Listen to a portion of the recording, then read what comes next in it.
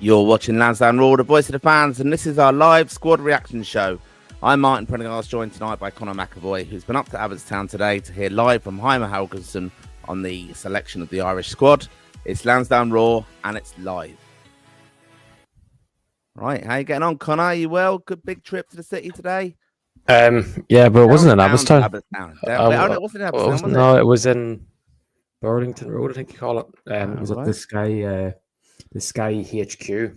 Because obviously Sky are the sponsors, and I think they have to do one a year in Sky HQ. So it was, I think, probably made sense to have the big revealing of the World Cup ones in Sky. So yeah, it wasn't in Abbottstown. It was a bit different. So I think that's why the presser wasn't streamed by the FAI, because obviously it wasn't their usual Wi-Fi and stuff. So yeah, it was enjoyable though. It's always good. Heimer's pressers he always gives a lot of information out and says as much as possible, which is always good to hear from a manager. He's not scared of saying what he thinks or what he feels, really. Yeah, all good. No, really enjoyed watching it. We've got the clippers obviously on our channel as well. So Conor, well done. Good few questions as well. I think you've shown your cards there, didn't you? You know, you got a Finnazaz question. I think it was a clean sweep, wasn't it? Boston, Finnazaz, a mention of Andy Moran, and who else? I'm sure there was someone else. Jason Knight. You went for Jason Knight. You were trying to be a secret agent, I think, trying to move people on. Who else? So was there? You went for it. It was good. Kelleher, and I think I mentioned Kelleher and Evan in the same sentence. I had to put a bit of positivity to it. I couldn't just say all negative chance. All lads who couldn't get a deal. Yeah. So yeah, that is obviously the squad who'll be taking on Hungary on Saturday the 6th September before travelling over to Yerevan to face Armenia a few days later in the first two games of Ireland's World Cup qualification campaign. So looking forward to that. Before we get stuck into nitty-gritty of the squad, as a reminder to you all to ensure you've subscribed to the channel. It does make an awful lot of difference to us, and that you followed all of us on our socials, as obviously Lansdowne Raw is the place to be. We have you covered for everything Irish football, from the League of Ireland to the international teams, where we'll all obviously be on duty on Saturday the 6th in Dublin for David and Conor. I'm not going, sadly, but they head off to Armenia. We have the press conferences, the pre-match, the aftermath, everything covered. The most interactive podcast out there. It's by the fans, for the fans, as you know. And we also want to give a big thank you and a shout out to our supporters of our Lansdowne Raw Plus, which is our $4.99, less than a pint, $4.99 a month. That's for our extra content. So thank you to the subscribers of that already. We've got a number of you on board. And if you've got a few days left, haven't they, Conor, to win a fantastic prize if you've subscribed to the channel. What is it? Evan Ferguson jersey from the Forza Roma. So if you sign up before the 31st of August, which is transfer deadline day, which is actually we're going to be in a international break for transfer deadline day this year, aren't we? So it's if you sign up by then, you're automatically entered in the draw, and even if you don't want to win it, you can give it to someone you know, or you can sell it to someone you know, for all we care. Once you get your jersey, you get your Evan Ferguson jersey, or you can be home and away jersey if you want it. It's not, you don't have to say, oh, I want the away one, don't give away the home one. We're giving away whatever one you want. If you want a Roma, the swimming suit, you can have that instead. Save us a bit of money probably as well. But anyway, Raw Plus is going well so far, Martin. People are enjoying the content. Been enjoyable watching the Raw retros as well for someone like myself who obviously didn't live through them old times. I'm not an old man, but yeah, it's hopefully a very exciting couple of weeks coming up for Irish football. I cannot wait.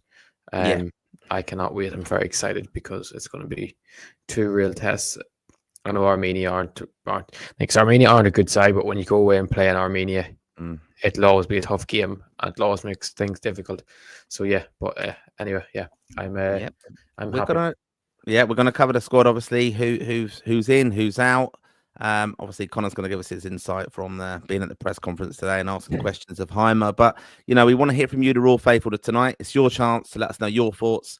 Who are you happy to see involved? Who are you gutted to see missing out?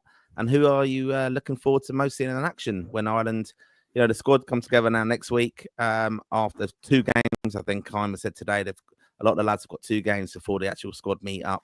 And then obviously that game on the Saturday the 6th. There's still tickets available. The FA are selling tickets for that game as a single package now, actually. So you can get them. There won't be lots and lots available, but Heimer today in the press conference did say, encouraging wants to sell out, wants season ticket holders to actually go to the games and really make it a bit of a cauldron, basically, Lansdowne Road, because this is a massive game. This one coming up, the first one, got to get off to a really good start. And I thought it was very interesting again the press conference today, and again, chatting lots and lots, which we'll obviously get into. And just a reminder as well for Irish fans, this Friday is a big date in Irish football. If you're planning on traveling to Portugal, make sure you get on the FAI away travel portal, to apply for your tickets. The 29th is the deadline on that. We're going to get 2,500 tickets for Lisbon. It is going to be oversubscribed, so they'll put in the criteria of previous attendance at games. So Friday is the kind of deadline for that. So make sure you have applied if you're planning on going to Lisbon. And also for Hungary, that they're going to open up that one soon, which is obviously in November, and we're going to get 3,500 tickets for that. So same criteria, obviously, when you go on the portal and apply. But yeah, looking forward to these games. Right, so let's get into it. The squad announced today. A few interesting ones, but let's have a look at it. So the goalkeepers, first of all, Queeveen Kelleher, Gavin Bazunu, and Mark Travers. The defenders are Matt Doherty, Jacob Bryan, Jimmy Dunn, Darragh O'Shea, Nathan Collins, Bosun Lawal, Liam Scales, and Ryan Manning. Fielders Jason Knight, Josh Cullen, Jack Taylor, and Killian Phillips. And attackers Evan Ferguson, Adam Eder, Troy Parrott, Casey McAteer, Finn Azaz, Mikey Johnson, Chidozie Ogbene's back, and Sami Shmodik. So that's 23-man squad taking on Armenia in the second game. But first of all, welcoming Hungary to Dublin. Conor, first thoughts on that squad? Happy? Yeah, that's it. We'll we run through it. We'll go through the defenders first about what because there's a lot, because we'll get to our depth, because we actually have quite a large number of depth now. It's worth going through every single position. So if you throw up to the squad there, just so we can look at the go to the lineup view. So obviously, when you look at it, obviously going to be very strong in centre half. There's no really surprises there. I think maybe you can only make an argument maybe for Omar Bamidele, but it seems that he's injured again after Dave's wild claim that he's going to retire before he's 25. One of the wildest things I've ever heard. But I don't know if he would have been picked anyway. Just off other lads there are doing really well and playing at a high level also. And then we have the right backs. I think the big shock there is no Sheamus Coleman, even though I think we all kind of thought when he's fit, he'll be picked. And he is fit now, but he hasn't played in basically a year of proper football. He'll probably play tomorrow against Mansfield in the Cup, which will be good. Well, he will play. It's just whether he starts or not. Is he trusted to start a game after not starting in a long time? And yeah, would be interesting though if they ever try and bring Sheamus in over the course of the international break for his presence around the players, and because we have in the past picked 24, 25, 26 men, and on the match day there's always been he has not been named in the squad. I remember it happened with Conor Ronan a couple of times when he was in the squad, and as you were saying in the past with O'Dowd, it's happened with him. So yeah, I wouldn't be surprised if that was brought in with Coleman just to get him in there, because he's just so important. It's just, I think it's mad not to have there at some stage, especially when he's fit, that he can be on the training pitch and he can train for the 5 days or 4 days, whatever it is, because it's not going to be that high intensity because of such a short window. And yeah, in terms of like your even I know Dave wanted Anselmo in, but I think he's probably as hard. He's competing with Scales, who's kind of quite liked by Heimer at this stage. And then Jimmy Dunn at right back. Obviously, he's probably the one who's took Coleman's you'd say as slot as such when everyone's fully fit. You'd wonder though if Coleman starts playing again, will that change come October? But fair play to Jimmy Dunn. He was excellent last season. He only came back last weekend from injury, but it was obviously an awful day for QPR, but obviously he's not really at fault for that. You can't blame him for that. He didn't make any mistakes. Mm-hmm. And then I think the big, will include Boston with more midfielders, Martin, because people are crying about there's only 4 there. But when it comes to left back, I think is the biggest surprise. We've only picked one left back as such. We've gone with Ryan Manning and there was a stage not long ago under Heimer that Ryan Manning was our third choice left back, and it's only credit to Ryan Manning that he's done so well for Ireland, that he's shown that he can play at that level and he can do really well. He's shown he can play higher up, he can play deeper. He's kind of only really played higher up under Heimer, to be honest with you. But yeah, so O'Dowda is the big shock there to be left out. People are talking about James McLean bringing in.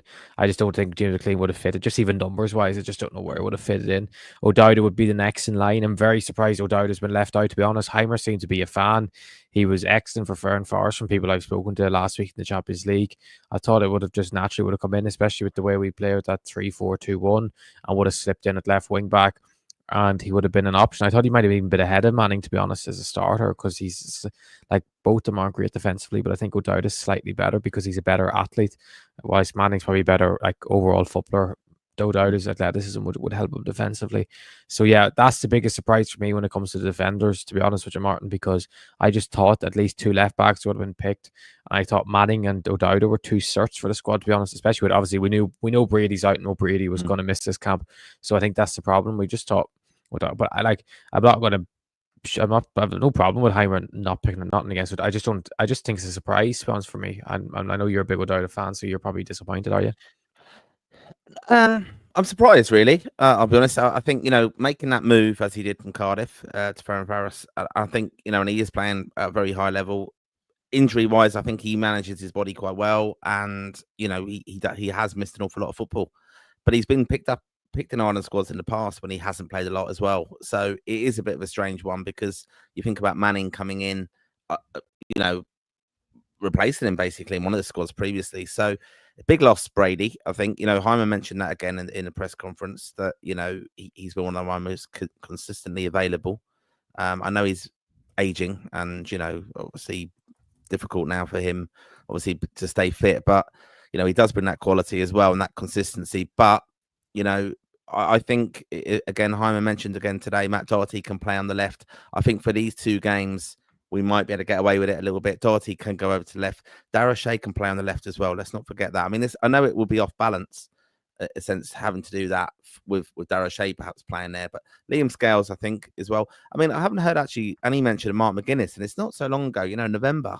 Like, absolutely not a mention. And he is playing, isn't he, now with Luton? So was there any mention of that? No, is it just League One? Do you think? Yeah, it's just it's a simple reality. I think it was Josh Keeley worked against him as well. I think if you're just playing in League One, I think you're kind of thrown out of the water. Basically, told pretty much it's not comparable to probably international football. I would probably say it's like it's a massive step up from League One really to senior football. I think Josh Honan as well is unlucky to miss out. I think because he's been absolutely exceptional for Rovers over the last 12 to 18 months, especially in Europe when they've been going up the competition playing lads, so would you be regularly playing international football. He's kind of found it a breeze as such, really, because he's getting better and better, it seems to be, every weekend. I think if he goes in a late move and going to like Lincoln City, I think that would be a disaster, because you're automatically straight out the international picture. And but I like that's surprise. Like you're saying though, if that is relevant, I mean that the whole League One thing, I'll take that on board completely, and he's got to be consistent in that though, I think, hasn't he? And he did mention, didn't he, Heimer, that giving lads rests over the summer, has them now coming back into full fitness and playing regularly. And interesting, we'll come on to chatting about the attackers later on, of where he feels Evan and Troy Parrott are, especially with that, or like more important to be scoring goals than whatever level it is. So that was an interesting point for me. But yeah, let us know your thoughts on this as well. We've just gone through the defenders there, and obviously let us know who you think is unlucky. I've seen a few comments already going in about O'Dowda, and I'm probably surprised at that. But just on your point with Sheamus Coleman, I would not be surprised. I think he's handled that very, very well there, saying that he's not in the 23-man squad, but they will bring. I would be very surprised if he doesn't join up, and he's part of and around the kind of camp, especially, or even the match day, even I think that will happen. I think, but he's been very clever there of not promising the earth to, I think Sheamus is of that caliber of a man as well, that he realistically knows. I think Heimer said, didn't he, it sends out the wrong message to pick someone who hasn't played. Well, my question to you is, with Sheamus, is it different though? I know it sounds like bad, but I think he's earned his stripes so much over the year. But I'm not doubting Heimer. I know where he's coming from, but it's just because it is Sheamus that I don't think a single player would have batted an eyelid. Maybe the only one might have been, maybe you'd say, a Jimmy Dunn, who would have missed out from, because of the fact he's got competing in the same position. But I think it's just so hard with Sheamus because he's realistically, he's one of Ireland's greatest ever captains. Yeah. You could argue he's one of Ireland's greatest captains. I know in international football he's missed a lot of time through injury, but just what he offers, and you speak about how highly other players think of him. But Heimer did speak about how many captains we do have at club level in the squad.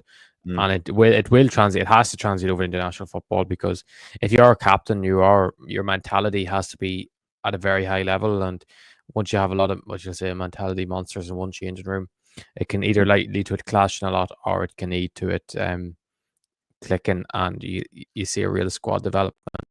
So no, I think if it was Sheamus that was picked, I don't think it would have been overly disappointing. But I don't think anyone would have been disappointed. But yeah, I'm still surprised, but not surprised at the same time. Yeah, I think you see him now even on the bench at Everton. And he's doing a lot of kind of probably backup coaching kind of things. He seems to be looking down at like a screen sometimes. I think he was the other day on an iPad or something at one stage, and I think he's offering that with them. Obviously, going to play a bit now, but I would be surprised if he's not part of the party in a way, and joining up with the squad. And I think it takes the pressure away off Heimer. And let's not forget as well, lots of football to get play between now. We might have withdrawals, we might have injuries, and I would not be surprised if he is part of the 23-man squad on the match day when it comes to it on one of them games. If someone pulls out, it's easier to have someone. I'd be interested to know if, for example, if O'Dowda is on standby as well. I think that would be an interesting one to kind of perhaps be asked at a future press conference. So get on the case, please. But yeah, look, keep your comments coming in. We will get to all of those this evening, and almost up to 1,000 viewers this evening. So thanks. And make sure you're subscribed. By the end of the video, we want to hit. Actually, we never even said thank you to everyone for 3,000 subscribers on here. We hit 3,000 over the last week, and we forgot to say thank you. But thank you to everyone who subscribed. And if you're not subscribed already, Martin, they better subscribe, or we're not turning up to the 2 international fixtures, and there'll be no match reaction of me losing the plot. But anyway, so we'll move on to the midfielders. Martin, so the midfielders, I mean, this was a little bit light, wasn't it? But again, this is how it kind of works now. So 4 midfielders picked: Jason Knight, Josh Cullen, Jack Taylor, Killian Phillips. Pretty notable absentees. Jason Malumbi's not in there. Will Smallbone, obviously, cousin Will's injured. And yeah, this was. We could throw Boston in there. We can throw Boston in there as well. Yeah, so Boston goes in here, doesn't he, as a midfielder, surely? Yeah. I think Jason Malumbi's the big surprise, Martin. I think that's the big, because it's not that we think he's a world beater, but we just thought naturally, because he's played a bit for Heimer, he's played a lot when John O'Shea was assistant under Kenny, and Kenny loved him, and he was a fan favorite at one stage. Remember, didn't he get man of the match against France at home? Yes. I know he's only going to be in certain areas, but I just think he would have selected. Taylor's had a good start to the season. He's for once kind of become a regular in the Ipswich team, which he hadn't been in his first 2 years. And then I think Phillips is kind of a surprise. I'm delighted for him that he's kept his place in the squad. It shows he's obviously impressed Heimer a lot, not just on the pitch, because he obviously had a difficult second game against Luxembourg, but no one had a good day that game, so it was kind of a hard one to come into. And then the first leg he done well when he came off the bench against Senegal, so obviously he must have been very impressive in training, and then he's been very good for St. Mirren. But I just thought naturally a lad playing in the championship like Malumbi, he probably has nearly 40 caps for Ireland or more caps for Ireland. He would have been selected just for experience, especially with this sort of importance of this camp. And I thought maybe he might have been trusted that little bit more coming on in these sort of games, or even starting. Even he started against England in Wembley. I think it's the last time he would have played for Ireland just due to injury reasons. Or he suspended, wasn't he? And yes. But the big news when it comes to midfielders, the king boss, has been selected. Thank God he's been selected. We've been ranting and raving about him, Martin, for a long, long time. That I've been ranting and raving ever since he was playing in League One, that he should be just brought fast-tracked to the senior team because he's just that good. And sometimes you need to get these sort of players in and develop them early. And I think it's just such a pity that he didn't make his debut in June, especially when I heard that Heimer was so impressed with him in training. And then, but he only really seen him in training. In fairness, he wasn't going off matches because he wasn't playing matches. And now he has been outstanding. In pre-season, he was unbelievable for Stoke, and he's carried it right over to the season tonight or this year. Obviously, the pity he's had to play at centre half. I think that's why he's been listed as centre half, is because he has played there a lot when he's younger. But that was really because of Celtic moved him there. Shock, Celtic put him in the position he wasn't in. And then he started the start of the season this off there because Maxi, the Ukrainian lad, and Ashley Phillips are both injured. Maxi actually made his debut for them tonight after being injured. He was involved in pre-season, and Phillips only came in a couple of days before the season started. So they kind of they had no senior centre backs, and Boston had to go back there because they knew he could fill in there. And he was thing is, he made it look so easy, and that's the problem I think so far for Stoke, is because he made it look so easy. You're kind of a bit hesitant to take someone away from somewhere where he makes a bit like. He looks one of the best centre halves in the championship, without a doubt, when he's there. Definitely the best young centre half when he plays there. So it's kind of probably there a bit like, why would we change something that doesn't need fixed? Like, so, but anyway, he went into midfield tonight. He went into midfield tonight. He was playing around a very, very poor Stoke side because they made a lot of changes. They gave Maxi his debut actually as centre half, and Phillips beside him. Maxi was dreadful. In all honesty, I know, but he was good he was the lad that was at Plymouth last season and scored against Man City in the FA Cup and had a great game against Liverpool. But he had a disaster time, but it was his first game for the club, so I wouldn't really put much on it. And then Phillips in the two of them. So I have a feeling they'll probably go back to Boston the centre half of the weekend just to get to the international break with a bit of familiarity and try and go for will be 4 out of 4 wins in the top of the league. So I think, but he was all right. He done all right in midfield today. You could see I would say he was probably the best of a bad bunch, to be honest with you, because he was playing a really poor side, but he showed his class at times. It's just his passing range was very good. There's a couple of times he picked up the ball and just drove past a couple of men, and they had to pull him down because you're not going to stop him when he's in full flow. So, but I'm just absolutely delighted he's in the squad, Martin. He's completely different to what we have in midfield.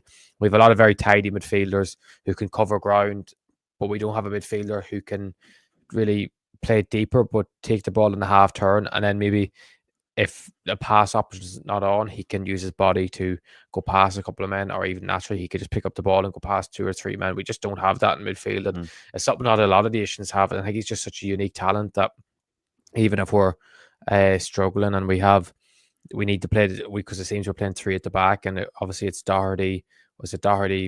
It's usually Doherty, Collins, and O'Shea. But if Boston need to switch into maybe that right centre half role, or on the centre of that centre half role, he could do that with ease because he's just that good of a player. And he's just a player I absolutely love. And I've heard that Heimer absolutely loved him in June in training and has been really impressed him so far. And I think, and Heimer loves to stress that John O'Shea and Paddy McCarthy are massive, and they're massive fans. And the thing is, Martin, he's one of them players that's been touted for a long time by the FAI that they hope would go on to be a senior international. There's a lot of lads that they hope would go on to be a senior international, and it just doesn't happen for whatever reason.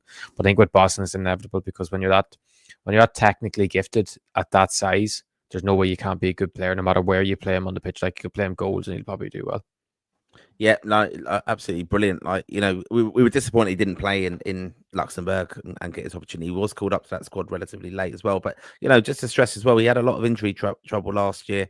You know, that back injury, wasn't it, that really kind of curtailed his kind of development. And we've heard glowing reports as well from Stoke. Mark Robbins, of course, talking about him and mentioning Beckenbauer and everything.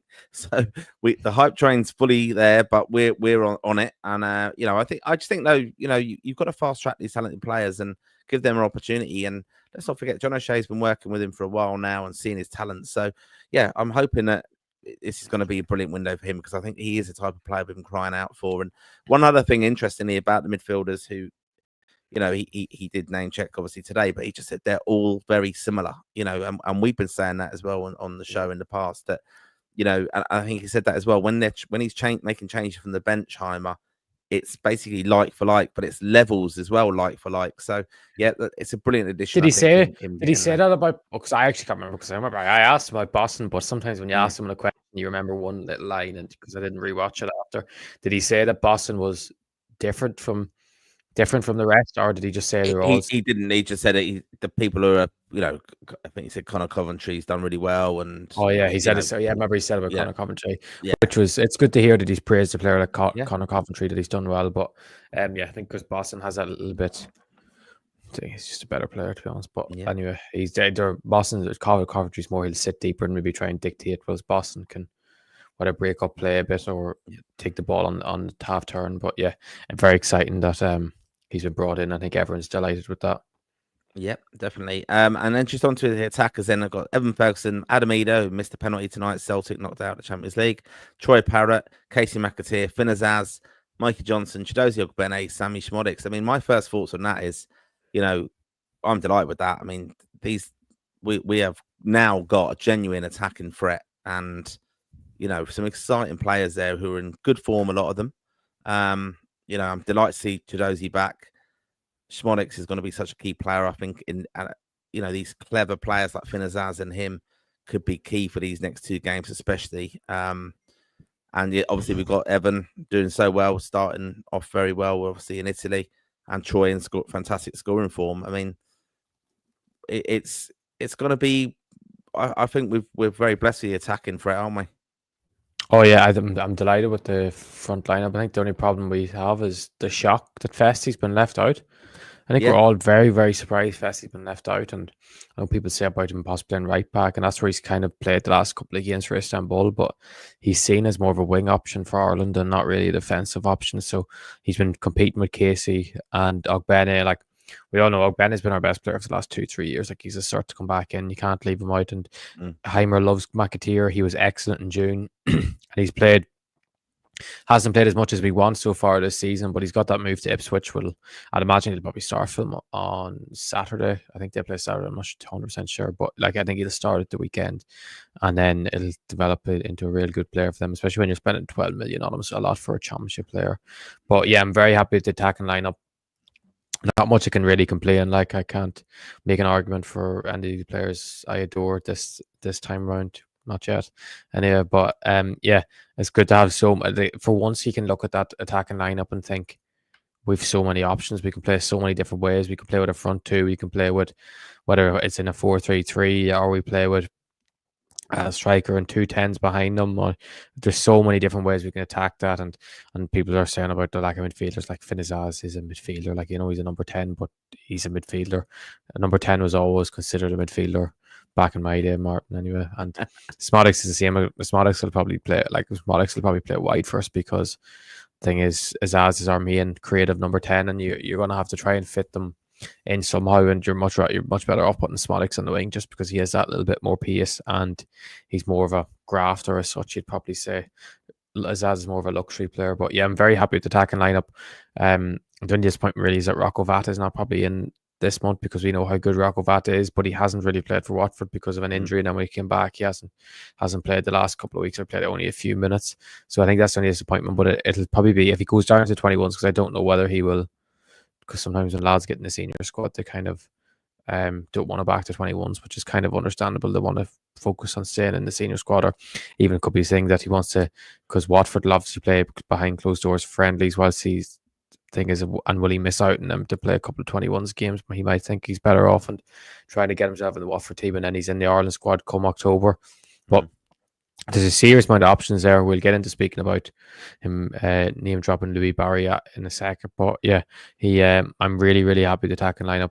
I do see people talking about, is it going to be Troy Parrott, is it going to be Ferguson? I think after the weekend, I think Parrott's just very unfortunate that we have Evan Ferguson and he's playing well, that he might have to drop out of the team, or he might try and do both. But that's what really. I don't know what you think. Are you very happy with the attackers? No, I think attacking one's really, we, like you said, we can play so many different ways. Even Mikey Johnson coming off the bench if we need that, and he's just brave and just like great creativity and guile, and he'll run at you all day. I think it shows a lot of faith in Chidozie. He had that horrible injury last year, but he did say to Heimer, I think it's good man management. I said to Heimer, I'm going to be back and I'm going to be fitter than ever. And he's proven that to the manager. So kind of rewarding the faith. Heimer's name dropped him a few times. Festi is a bit of a strange one, but I can understand he's not playing a lot of game time there. So, I think it's quite well balanced. And as I said, different ways of playing, we have got that little creativity as well. And it's what's good as well, though, for Evan and Troy, it's the big debate, really. Are you going to play both of them together? Or, because I think they are both above Adam Eder as the out-and-out kind of centre forwards. Are you going to play them both together? Or are you going to play perhaps maybe Troy in behind? Or it's a big conundrum for the manager now. Which one he goes with? He's just going to pick one of them, perhaps with like Finn Azaz in behind. So I think that's a lot better than we've gone into an international window before where Troy was probably doing okay, struggling a little bit. Remember that it's not so long ago he didn't get any minutes at all, so he's proven himself now. There was a day there was a camp. Sorry to interrupt. There was a camp. Yeah, didn't play a minute. No, he didn't even make the matchday squad. He was one of the players that was left out in the day, and you were thinking, where is Troy Parrott going from here? You'd wonder where he's going from here.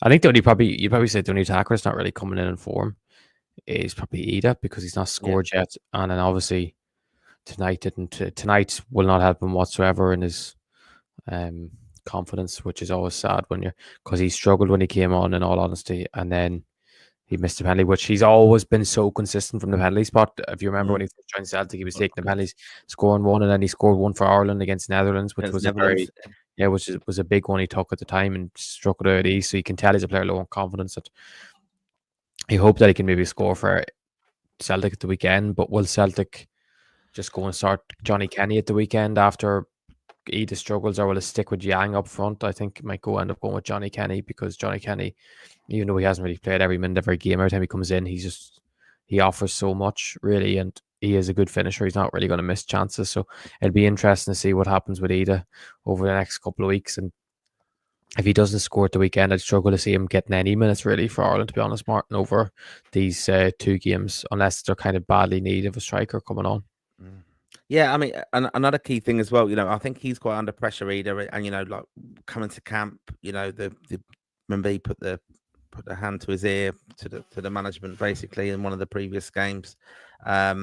He is struggling at Celtic. I mean, it's a difficult fan base to please, as we know. As I would argue, I'd argue it's the hardest fan base to please. Yeah, it is, like, because and even then generally among football fans, if he bangs in loads and loads of goals, you have the criticism of what is it? What's the level really, and things like that. So it's a difficult one for him there. But the win. This is a thing as well. Just obviously they've got a few games now before the squad meet up. There's danger of injuries. Also, though, you do have speculation. Some of these players could be kind of thinking, I need to get out now. I need to go out on loan moves or subject to different kind of moves, I suppose. So he could be one that just comes in for a bid for to get him out of there if he's not very happy. And yet he's obviously joining up with Ireland and stuff. And as we said as well, it was interesting. I thought with Heimer saying that Troy, he spoke about him, didn't he, and how he settled and wanted to stay in Holland, which he's done, and that was more important for him to be settled. So again, proof of trust in his making that right decision. Interesting, though, isn't it? Interesting that he said that about Troy, that he had interest, but he's turned it down. He wants to stay at AZ, which is it's actually a very, you'd say it's a very mature thing to do, because a lot of players would, because he would, wherever he goes next, he's going to probably, I'd imagine the wages in Holland are good, but they're not Premier League wages or even Championship wages. So I'd say he's probably on a decent contract there. But I'd say wherever he goes next, even if it goes to an Italy or Germany, he'll probably double his wages, and he's probably been offered that this summer. And he probably backs himself to hold out and probably score 20 goals this season in the league and 30 in all competitions, at the way the Conference League is going at the moment for him. And he'll get away probably better offer than what he got this season. Probably would have seen it. Probably would have been like if he was going to the Prem, would have been a Leeds or somewhere where you're gonna really struggle to score more than 10 goals, I would say, because of the way they're going to be playing. So I'm glad you can tell he's a real mature approach to himself these days, and well, I don't want to say these days, just in general, because he's turned into a real top player with a top mentality. And I think I'd hope that the whole thing of Evan Ferguson doing so well now at Roma, and all the hype back on Evan Ferguson, has put even more motivation in his step, because he's probably thinking, people like us are all thinking, oh, Evan's fit against it, they're going to pick Evan, or even the managers are thinking, oh, Evan's fit and he's doing well, oh, we're going to have to pick him. But if Troy just keeps scoring and scoring, it's going to be very hard not to pick him either. So it's going to be a real difficult decision for Heimer who he's going to start up front, because I know Evan's only had one game really of showing, but he's shown so much more in that one game than we've seen in him. Yeah. Probably in every game over the last 2 years, which is very promising. But yeah, such an exciting squad. I'm actually it's the most excited and probably positive I've seen about his squad. The only negative I think people are just giving out about is the fact it says there's only 4 midfielders, but that's just a graphic thing that people are getting worked up over nothing. Like, people are just looking for something. Every Irish people have to find something to moan about. And I think that's the one thing that they're moaning. But I think the biggest surprise, Martin, what would be your biggest surprise from that squad? That's my question to you. And everyone in the comments, what's your biggest surprise? I think it would be O'Dowda missing out, especially with Robbie Brady being out. Like, for me, it would be like, he hasn't really done anything wrong. He's moved from Cardiff, so he's playing regularly. And yeah, he's been omitted. I think that's a strange one, more so than Festi.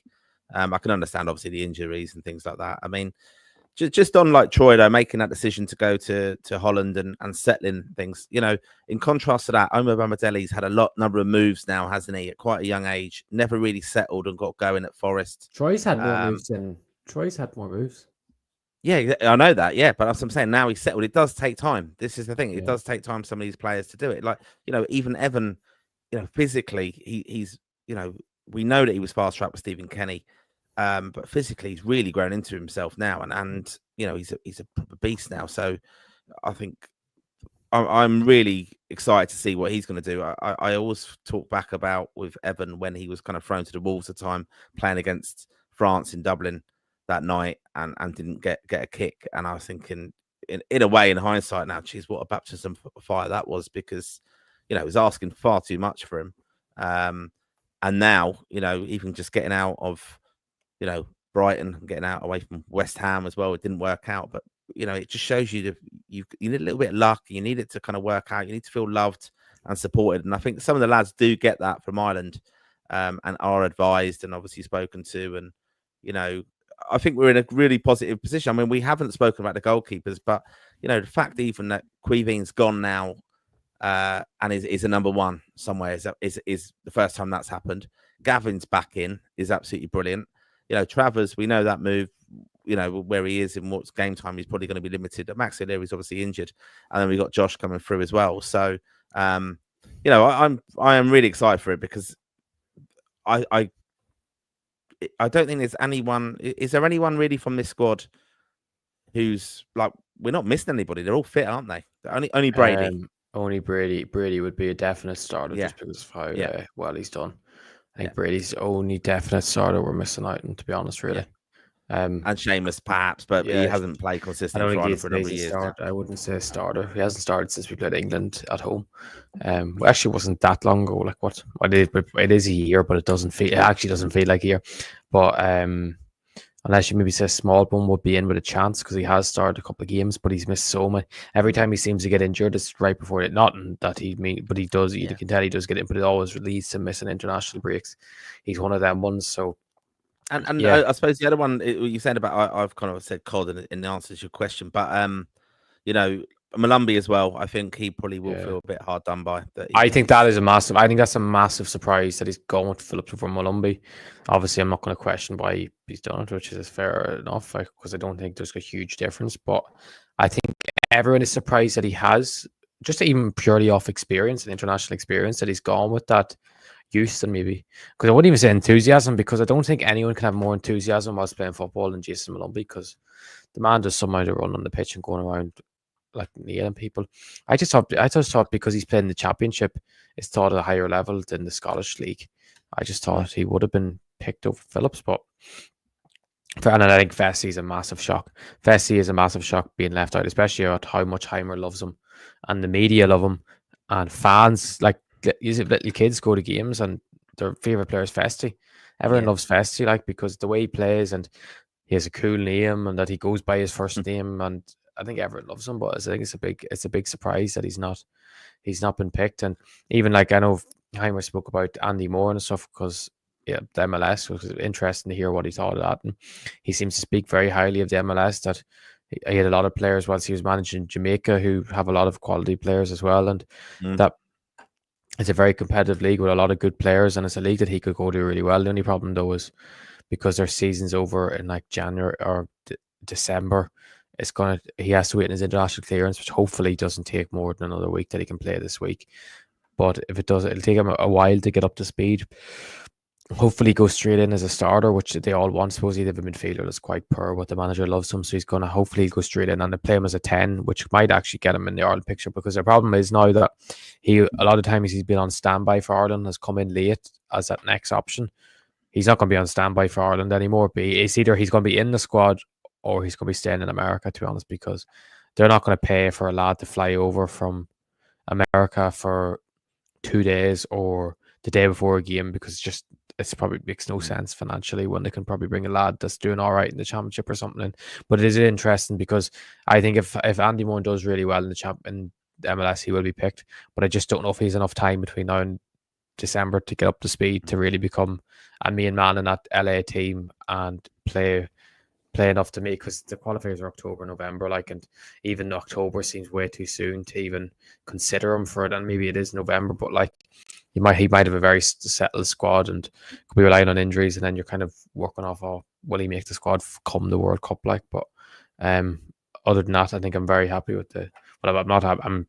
I wouldn't pick Andy myself because he hasn't played football, but in terms of just overall, it was good to get Heimer's view process on Andy's move to the MLS. Yeah, I think overall happy with the squad. I think it's interesting. Well, Heimer said, it was a very difficult squad to pick. Leaving players out, that's the job as a manager, of course. But leaving lads out, but he's probably reassured them that that you're still in contention. And this window as well, he said, it's basically a 2-month qualification campaign, because the games are going to be thick and fast. You're going to have injuries, that are going to be picked up. Things will change. And I don't think he's not dismissed anyone, said no, they're never going to play for Ireland again, has he? It was just a very difficult squad. And what do you think of him going to Finch Farm to speak to Sheamus Coleman? Yeah, no, I mean, it wouldn't surprise me doing that. When we've seen a lot of the coverage of John O'Shea's at a game, Heimer's at a game, and things like that. Interesting to go to the training ground. Yeah, very interesting to go to a training ground. Yeah, okay. Could he be tapping up someone? Could he be speaking to someone that plays for Everton? That's a midfielder that is very, very talented. I'm not saying I've heard it. I'm not saying because I haven't heard it. Is that why he's deliberately? Is that why this graphic's kind of a little bit light on the midfielders and going, actually, look, there's uproar. We can maybe call one in. A lad who perhaps has been linked with England but has never played for England at any level. All he would need is a passport and he could play for Ireland. I haven't heard it.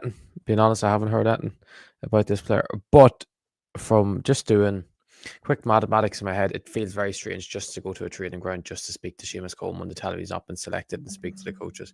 I feel like even if it might have been a little attempt to speak to someone, or maybe there was a meeting arranged with someone that they want to get on board with Ireland, that it would be very straightforward if to get the passport, because he wouldn't need an international switch because he's never played for another nation. But that's just my view process with that, Martin, because I think he's not picked Sheamus in the past, and it could have been done with a simple phone call, which I'm sure Sheamus wouldn't feel disrespected if it wasn't done over phone or not. But yeah, interesting is what I'd say about saying that he went to Finch Farm last Friday. Interesting is what I'd say to that. You actually haven't named the player though, have you? Oh, you can name him if you want. No, go on. I'll let you. Well, obviously, we all know it's Dewsbury Hall, because who else is it going to be? Who else is going to be? Who's it going to be? Go on, tell us who it's going to be. No, of course. No. Jack Grealish, is it? Jack Grealish can switch back. No, I'll tell you. Well, not yeah. Anyway, but speaking of players that have declared for again, another player who he name dropped this in, didn't he? I mean, this was interesting. Yeah, how he did this. Yeah. He just name dropped. That was funny. He just went, Louis. I mean, that's a haircut, isn't it? Yeah. He is. Louis Barry confirmed as going to be probably picked. I mean, he just said he considered him, but I've said, Martin, I've said it over a year on the podcast that Louis Barry is going to play for Ireland. He had all his papers done. Everton was done. All he had to do was play for Ireland, and I can tell you he was going to go into the under-21s at one stage. Whilst he was doing really well at Stockport, but he was about to break a certain thing at Stockport, and it didn't work out, and he didn't miss out the 21s camp, and then he never really got a chance to come back in again after that. And then now it's his chance in the senior squad. I think he probably would have got a chance in June if he was fit. No, March as well. I think March would have been the chat. I think he would have been in March squad. But that's just me going off what I was thinking, because Rocco came in there as well. I think the two of them would have cut in. I think he would have came in March if he was fit, because do you remember he got injured straight away at Hull when he done his knee? Pretty much, I think they paid something mad.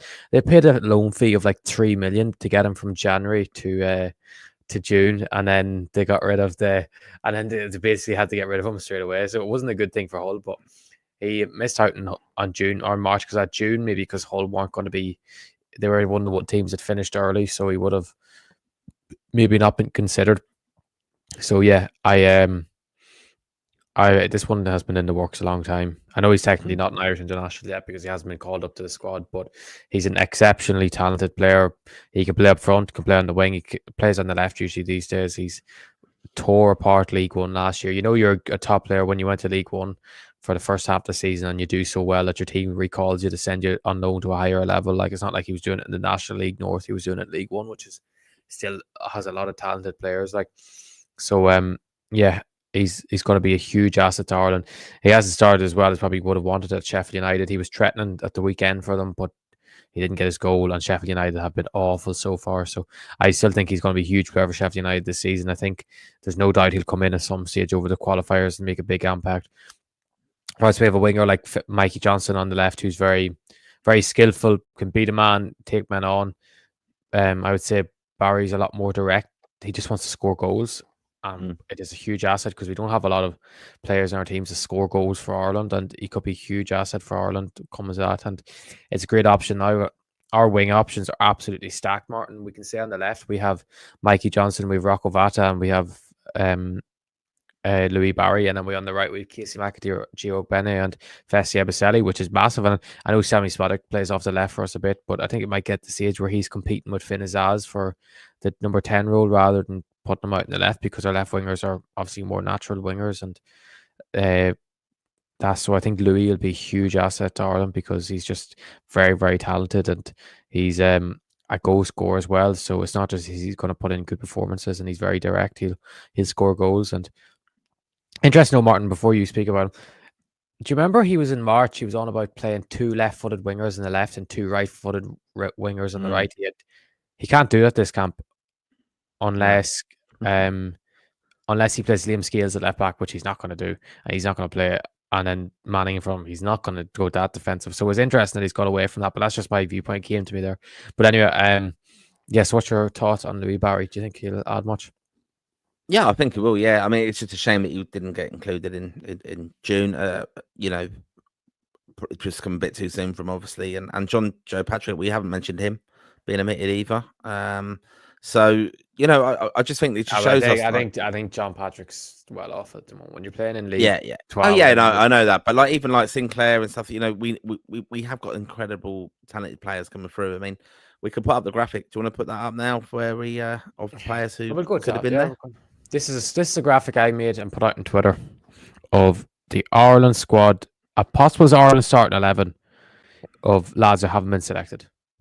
So yeah, so just for the audio listeners, we've got Keely in goal, Coleman, Omar Bamadelli, McNulty, Brady, Malumbi, Smallbone, Festi, Moran, Batter, and Sinclair Armstrong up for top. That's players who are obviously eligible for Ireland start. I mean, I doubt I can't even get in that. Yeah, it's not even that. That was players that missed out in the squad or were injured. Even the guys as well. You've lads like Tom Cannon. You've I made this. Hold on. Where did I put that tweet? Because it was on the tweet. I've said who else I missed out. Like even like a Johnny Kenny. McGuinness is there. Yeah, McGuinness, Josh Honahan. Like it's like even Max O'Leary. I know he's out for a while, but I would still have Josh Keeley ahead of him, to be honest, because I think he's lost his place at Bristol City, unfortunately now. But yeah, and James Abankwa, who we didn't mention there. Yeah. And there's a serious amount of talent that we have at the moment. I know a lot of them are all, like you could say, pretty much all the same level because we just have a lot of lads that are kind of at the same level, but there's so much talent that we actually have at that level now, because we didn't have that for a long, long time. If we were going through, you'd say such a B team for Ireland, and you could make a C team that's actually pretty decent as well, to be honest with you, of lads even from League One. Like that C team, there would have been lads playing right in that C team, you'd say. would be regulars for Ireland, and all them lads if that was when Kenny first came in, all them lads would be starters for Ireland. I think it'd be simple as that. I think the wall would have been trusted in when like the likes of Ida, Parrott, Knight, were all thrown in initially. A lot of them lads are further on in their development than what, like, I'd compare, like, if it when Sinclair or Tom Cannon were there at now, they're so far ahead of when Ida and Parrott and all the likes of them all were just initially in the squad. But because we have that talent there now, we're building a lot of depth, and there's a lot of lads there that are right on the borderline of it, that if something goes wrong, and I do think, like, the likes of if Tom Cannon or Sinclair Armstrong can pick up a bit of form before October and it does improve with either, or even if Johnny Kenny can make that number 9 shirt his own as Celtic, them lads could break into the Ireland squad, because it's not impossible. Because we've seen he called up Sinclair in March, like, and that was 4 strikers he picked. So yeah, it's a huge positive that we have options, that we can pick a B team as such now. And I think if we picked that B team to play Armenia, we'd be confident we could go and beat them, like, because of the talent we have at the moment. Like, so I'm very happy with the depth more than anything with Ireland at the moment. Yep, no, I'm really looking forward to it now. And just before we come on to your comments, and thank you to the almost 1,800 of you watching us this evening. Really do appreciate your support. But we just want to give you a quick reminder again about Lansdowne Raw Plus. That's our subscription channel. The extra content you'll get for that, $4.99 a month. And you get extra content. You get Raw Retro, which is an example of that, is when we chatted about Mick McCarthy's 96-97 start up with Ireland. Really interesting chat myself and Dave did on that. We've got loads of episodes on that as well. And we also do State of Play, which is our take on the beautiful game all around the world, and obviously the Premier League. And obviously now we're following Ireland's players around the world, internationally, and in France and Italy and everywhere. But if you do subscribe, go on. No, you go on, finish that. I'm just going to do the advert. If you do subscribe by the deadline day, 31st of August, you will go into our free competition, obviously, to win a Roma jersey with Evan Ferguson's name and number on the back. So do support us, like a number of you have done. It's interesting. I was just a couple of more names get ahead for depth wise, because Conor Coventry's in that picture now, and Jimmy McGrath even has been forgotten about. Man, he's done very well for Ireland in the past. So it's interesting. There's little names like that can pop out of nowhere. Like it's interesting that you forget about names like that who've actually done quite well for Ireland. And even Alan Brown has played under Heimer as well. Like, you know, he wasn't even involved for Sunderland tonight. So I'm guessing that's his move to wherever he'll go in the championship. It'll be sorted probably the next couple of days, but shows a lot of depth that we have, Mr. Prendergast. Oh, yeah, it does. Like, you know, looking forward to it. And the only thing I would say is, like, these games, these opening 2 games, I'm naturally, I think all Ireland fans will be naturally a little bit nervous about them, because it's so key that we get off to a good positive start. I'm happy that it's a home game first, of course. Get off to a good start with a nice win there. Obviously traveling to Yerevan will be difficult, but imagine if we got 6 points, it would be absolutely brilliant. Because, you know, could you imagine? Just, what a position to be in. But, you know, I'm expecting, you know, this is why I like the depth for that. I'm just going to throw the squad up there again, just to kind of make this point. Those attackers, Ferguson, Ida, Parrott, McAteer, Finazaz, Mikey Johnson, Ogbene, and Schmodix. If you get that right and you mix them up the right way, you know, you've got, you know, if they sit in a low block, not to get too technical and tactical, but, you know, we've got very clever players now who can unlock that, I think. And if they do come at us and it's kind of transition, counter-attack kind of football in a sense, we've got that amazing pace and clever players as well who, you know, we can play so many different ways with these attackers, I think, now.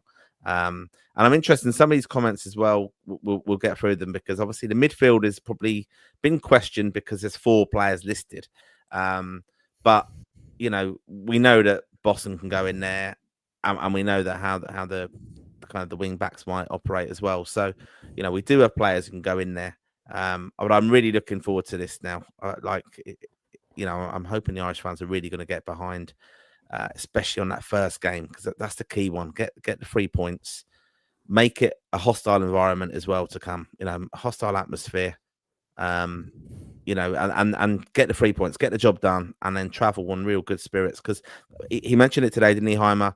The difficulty of going on that big long journey, 7 hours, very little recovery time, very little time on the ground there to actually work on things. So, you know, this week when they join up, is going to be such a key thing to kind of work on those final little kind of key little things that they have to get in place. So yeah, looking forward to it, and we'll have it all covered here. So make sure you have subscribed. That's how you get the notifications for the channel of when we're doing things.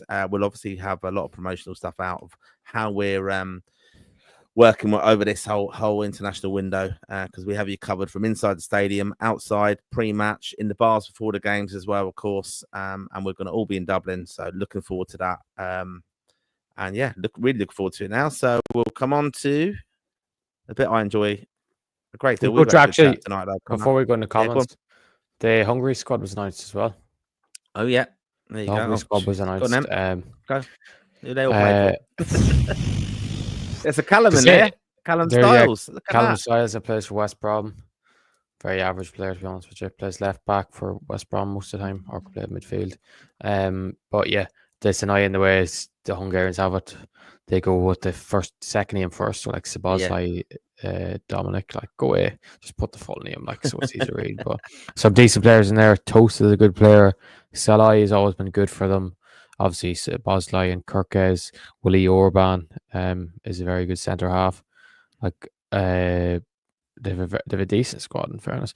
I think our squad is miles ahead in terms of overall, like the complete package in terms of, but they just have 2 stars that we only have really.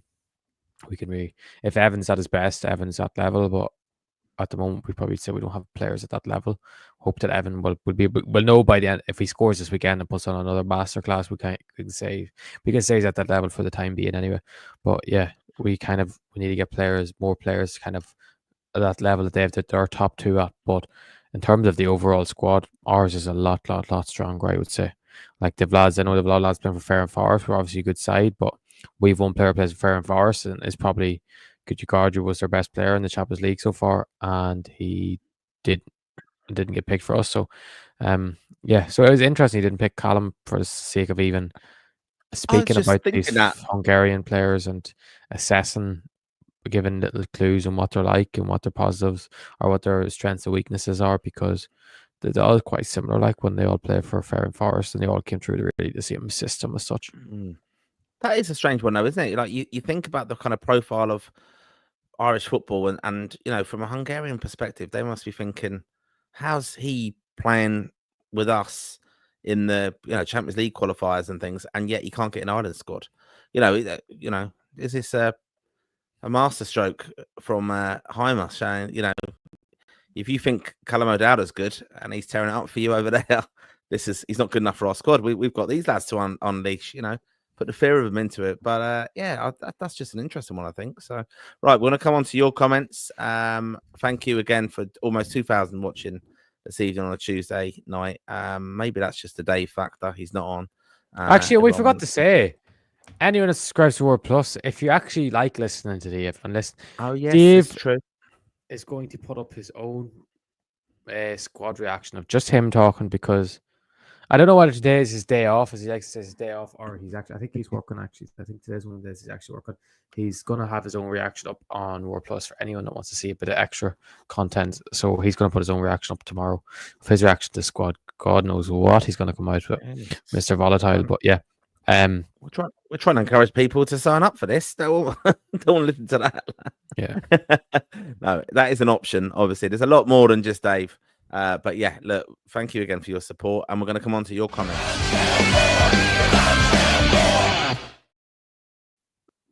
Right. Lots of interest tonight, lots of comments, so we're going to fly through these. And straight away, we're going to go in there. Kevin O, straight away. He probably a surprise to a lot of Irish fans. It's interesting to see, obviously, on X and Facebook tonight. It's like no Festy is a big surprise, I suppose. Free Festy, said Winston Morrison. Good to see you as usual. Winston. And we've got Baylor. Don't know why so many people are complaining about the midfield. Cullen's playing well in the Prem. Taylor's getting minutes. Lowell's back from injury. And Azaz Schmodics, unless he plays on the wing, are great. So, yeah, very positive. That's what you like to be. Nick Can, usual scrappy selection. I'm watching the World Cup from the comfort of your sitting room next year. There you go. That's Nick. Irish forwards couldn't score in a brothel with a what a €50 notes in their hands. So And we do get all sorts, obviously, on YouTube watching us. And maybe not an Irish fan. Oshin O'Meara, 1-0 Ireland is his prediction for, I assume, the first game. And Bader says, I'm surprised Malumbi hasn't got a cap yet under Heimer. He must have. He has. He played against England. Do you remember him and Harry Kane going head to head? Yeah, the row, yeah. That's cool. Yeah, I do like Malumbi, because that was the thing, wasn't it? Heimer, when he first came in, said we need a bastard, and everyone was thinking, that was it, going to be. But I don't think Malumbi like that. Yeah, probably. I think it's a bit of an offensive term. Yes, very true. Hi lads, interesting. In RT's interview with Heimer today, he generally seemed much more worried about Armenia next month than Hungary. It sounds to me like he thinks they are real dark horses. I think it's more from the away point of view, just from what Tony's saying. I think it's more from where they're playing rather than not against the quality, because they will have some quality players at a good level. Like Noah always do well in terms of European competitions, but I just don't think. I think it's more of the climate, the change of there's just a change of what's it, the clock, like you're going to be a difficult hours. I think it's kicking off at 5 o'clock Ireland time, 9 o'clock local time. So so it'll be just more of a massive adjustment, and can the players adjust to that? I think more than, and especially if they're playing against players that are used to that as well, it makes a big difference. Yeah, and look, results haven't been brilliant with them either, so that is a bit of a concern. I mean, look, we're very positive on Lansdowne Raw, and we will beat them. We'll get 6 points. Don't worry, Tony. I think it's just Tony's paying his respects. Yeah. No, I just, but because I just think the expectation of Irish fans is unrealistic at times. Like, they still think as little Armenia, and we should go and smash them. It's not like that. They'll be very well set up. They'll be difficult to break down. It could be just a 1-0 scrappy, but you take that. It's results at the end of the day, and this is a qualification campaign, and it's results. It doesn't matter about performances at this stage, really. But scrap our way if we have to. But you've got to find a way of winning, and that's it. And that's what Stephen Kenny didn't have. That was the thing. All the pundits used to always say, if you're not winning games, you're under pressure. So be good now to see the reaction, I suppose. Adam Curtis, if Heimer plays his 3-4-2-1 formation, I'd like to see Azaz and Shmonix as a 10s, and either Parrott or Ferguson up front. I think that front three could get us 6 points. Good man, Adam. I do. That's what we played. We've played that quite a bit. If you remember to Finland away, it was we played that. We had just think in terms of, we had Azaz kind of playing as that right 10, Smodix as the left, but he did play quite wide. And then Ogbene was kind of playing the wing back with Brady, and then it was Knight and Cullen in midfield. I think that would probably be his ideal front 7, you'd say, or front 6 if he had ever fit, or maybe McAteer, maybe instead of Ogbene, if he still prefers McAteer and fitness wise as well with Ogbene. But yeah, I think that's what he will go with. My early prediction so far is, I think in terms of his 4-4-2 setup, I think he'll be Smodix on the left, McAteer on the right, Cullen, Knight, and then Azaz and Ferguson. I think he'll go with as the front 2 as such, and Azaz will go as that right 10, and then it'll be Smodix as that left 10. That's what my early prediction would be for the Ireland front, whatever, 3-5. Yeah, I think that as well. I'll come on as well. I think that there'll be 2 holding midfield. I think he will go. Yeah. Tony comes on here, so I understand the long-term future of Boston is probably as a number 6. However, no disrespect, the Cullen-Knight duo is not very dynamic. He can't drop Cullen after his EPL start, so could Boston do a job for us next to Cullen? That's what I like to hear. Of course, yeah. That's where you'd play him. You wouldn't play him next, and I don't really think Boston is your sitting 6. I think you'd put him alongside a Cullen, who's kind of you'd say your dictator as such. Get him on the ball and let him make things happen. Whilst Boston's more, you'd give him a bit more freedom. I know he still can sit deep and break up play, but and give it more freedom that he can pick up the ball on the half turn further up the pitch or drive with it, that he's not the worry. He always knows the worry with a number 6. If a number 6 gives away the ball, your 2 centre backs could be exposed, and it's like a 2v1 or a 3v2. So yeah, I think play Boston alongside Cullen would be the ideal thing. But Knight he's been good for, he's not been the same Knight that plays for Bristol City for Ireland, but he's still been decent. And I just think it's impossible to start. It's going to be impossible to start Boston in the first game. I think the only reality we see Boston starting the first 2 games if he comes on off the bench against Hungary and he wins the match for us, or he puts in a performance that we haven't seen from a midfielder off the bench for Ireland in a long time. And he could start it against Armenia away, but I just think he'll stick with the tried and tested, which I have no problem. If I was managing Ireland, I would stick with the tried and tested. I think it's too big of a risk to throw a lad in that's not even played once for Ireland. Yeah, no, I agree with you completely. I think, and that is how Boston will end up being the starting 11 for Ireland. Is his performances off the bench will do the job, and then he'll be trusted. Harrison D, hi, very exciting times ahead as the international break draws closer. I never enjoy critiquing our national team manager, although Halgrimson continually presents me with ammunition. Good man, Harrison. So I've just got to go through this. I've got to just let him have his little rant here. This is quite good. Coleman's experience is key. That manager is undervaluing the importance of leadership and experience on the international stage. Jimmy Dunn, really a waste of a spot. Certainly the 23rd man. Ari experience. Where's O'Dowd? I've watched his games in the UCL. He is great. Does the manager watch the same game as me and you? He picked the one left back, and HH seems to think he is a winger. Phillips, are you having me on? I can name 5+ Irish midfielders better, and one of them is Jeff Hendrick. Last week, I saw him on a Sky Transfer show. I bet he can still pick a pass better than Killian. It's still going. Will Jeff find a club before the window closes next week? He's one of my favourite Irish players ever. I am being serious. When he played under Kenny, he was arguably our best player. I love him. That's a real affiliation. I do. Very passionate there on that. And then, I understand the points on Coleman's experience and things like that. I agree with you on that. We will all agree. We all would have had O'Dowd and Coleman. Up to Jeff. I think that's where you probably lost me. I think, but just on, I think Harrison's just showing his passion, which is always good to see from someone. Yeah. But I think Jimmy Dunn actually is a surprise pick to me, to be honest, because he just came on the Bulgaria game. He missed a few weeks there with a hip problem. I'm surprised he came straight back into the Ireland setup, to be honest. I didn't think he would have made the squad because I just think Coleman would have been there instead of him, or even they would have went with 2 left backs.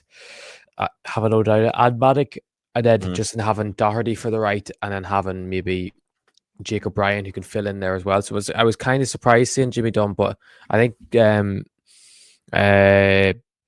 is a fan of having height in the back line, and Jimmy Dunn adds a lot of size as well. But the thing is, O'Dowd isn't small, but Dunn is tall and wide, and he was always a natural centre half going in at full back. Yeah, no, I agree completely on that. It's going to be, look, I'm excited. I'm excited for it. So that's the thing. Here you go. I'm also excited for this because we love doing this. This is Adam O'Neill. He agrees with you, Conor.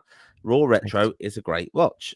So there you go. And that's something that we obviously, myself and Dave, have done a few of those on our subscription channel where you get the extra content. This is always going to be free, where we have a chat about around the window and things, but extra content available on Raw Plus, $4.99 a month, and it helps us obviously support the long-term future of the channel. So thank you for your support again on that. You can also just check out in the show notes where you can subscribe to that, and if you do so by the end of this month, you're onto that free raffle for a Evan Ferguson Roma shirt. Nuri in UK doesn't look like there is going to be a new Castoria Island shirt. If there was, it would have been announced by now. I would assume so, but they have got a new training range out, because I saw that obviously in the summer when I was in Ireland, and Heimer was wearing the top today, which is quite nice. Yeah, there is a whole new range of that out, but they're not the greatest at promoting it and launching it. So, but it's, you know what, I won't go off on a big rant there, but it's incredibly expensive now, all this stuff that they're bringing out. And I know Castoria set the prices, but absolutely ridiculous. We'll do a giveaway there'll be a giveaway for Raw Faithful if there is a jersey, but of course, yeah. We just don't know if there is. No. But do you want to have some laugh at, Martin? Because I'm not one for using Facebook, but for the Rep Tracker comments, there has been an argument going on for about 6 hours between 2 men over Louis Barry. But one of them's obviously like he's a second generation Irish, and the other fella is just the type that's saying because he's born in England, no, I'd much rather have some fella from Sligo who's useless playing over him. So it's funny. I'm just looking at you reading it here, just thinking. Little to be at the Organ all day. It's mad, but anyway. All right, good fun. So yeah, do give Conor a follow on Facebook. Catch up with that chat there as well, and of course Lansdowne Road as well, where Dave does a fantastic job on that channel. It's all part of our Raw faithful, the Raw kind of channels, I suppose. Aidan Corbett, here he goes. I wonder will a Bankwell link up with the under-21s in the upcoming window now and stay with them for the campaign unless he breaks through into the senior panel. Any news on that? Squad for the under-21s been announced Thursday? Yeah, it's Thursday. A few new call-ups to that. Are you going to that? You catching up with them, Jim? It's over Zoom, so I'll be at that. So hopefully, nice. Hopefully I'll be able to have it recorded that we can upload it on YouTube after, which I'm sure we'll be able to do on Thursday evening. So it'll be good. It'll be always good press conferences for Jimmy. He always speaks very well. Yep. Yeah, look forward to that. And then just generally in the squad, this is Mark Sanjani. I can't complain too much. Some 50-50 calls that could have gone either way. Great, we can leave out some good players out. Yeah, agree. I think Heimer said that himself. Nathan Fitzpatrick, little annoying. Festy's not in. Great versatility and a great option off the bench. Yeah, I think we would agree with that. With Festy, Kieran says Knight and Cullen can't play together midfield. Other than the midfield, attack and defense are fairly strong. I think they can. They both do that similar job there, and that's just to be very, very defensively minded. And like you said earlier, Boston, I'd be so worried if not Boston and Knight.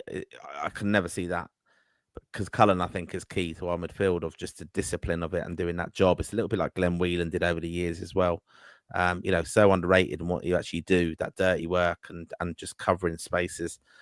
So he's massively a key player for me, Cullen. And let's just remind everyone that he scored, didn't he, recently for Burnley? He's captain of Burnley now, and Dave said he wouldn't hack it in the Premier League. So just wanted to get that out. Dave. But he also said anyone, because there's 2,000 people watching live, he did say the other night that Andrew Umwabamadeli will retire by the age of 25 because he's had a couple of injuries. Yeah. Crazy statement. When he's under contract until 2029 at Strasbourg, got to just give up all that money to retire. Yeah. What do you think of that? What do you think of that statement? Did you think it was what? Is that the maddest thing you've heard him say? No, he says some other stuff, doesn't he? He says he's retired Robbie Brady. Retired Robbie Brady. He comes out. He also saying Lamine Yamal is Brazilian. It's also quite crazy. Is he that the Brazilian guy? And Max Diamond is winning Young Player of the Year in the Premier League. Jeez, that you wouldn't know. The hype about that. He won't though, but he won't play enough. He won't play enough. No.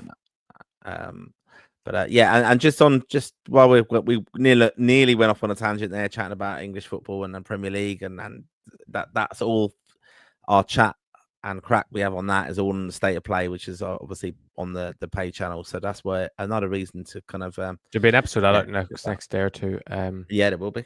Yeah, catch up with it. I mean, whenever Dave and Martin decide their life and they want to talk to me outside the streams. Yeah. Because another thing I have done, we have got a last man standing competition. There's a few of us still going in that. You need to set the teams for that, by the way. That's I did housekeeping. Oh, you did already. I did that. Okay. Yeah, Egypt. But also, fantasy leagues and stuff.